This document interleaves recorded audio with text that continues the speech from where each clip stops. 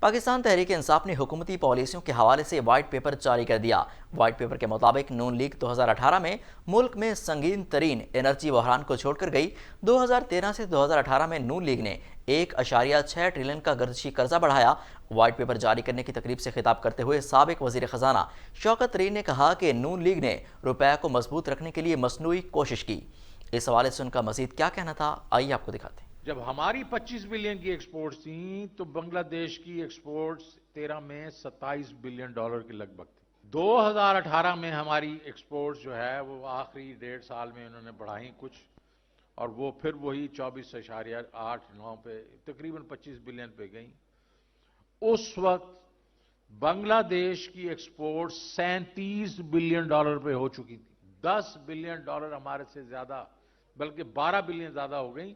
10 billion ان کی 13 کی export سے زیادہ تھی۔ ہم وہ موقع کھو بیٹھے اور ہم نے وہ 10 بلین جو ہے ہمارا جو ہے پورے 5 سال میں ایکسپورٹس کا لاس ہوا۔ دوسری سائڈ پہ کیونکہ روپیہ مہنگا تھا، وہ مضبوط تھا، امپورٹ سستی ہو گئی۔ جو امپورٹ سستی ہو گئی تو امپورٹس بڑھ گئی۔ امپورٹ تقریباً 23 بلین ڈالر بڑھی، تو 5 سال میں پاکستانی قوم کو، پاکستانی خزانے کو 33 بلین ڈالر کا ٹیکہ لگ گیا۔ کس وجہ سے؟ ایک پالیسی کی وجہ سے۔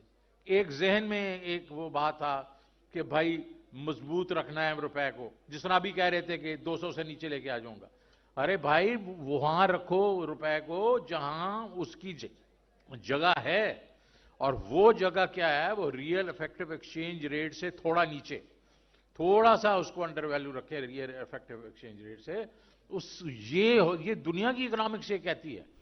اب ڈارنامکس کچھ اور کہتی ہے، تو وہ مجھے اس یونیورسٹی کا پتہ نہیں ہے، نہ میں اس کا پتہ جاننا چاہتا ہوں۔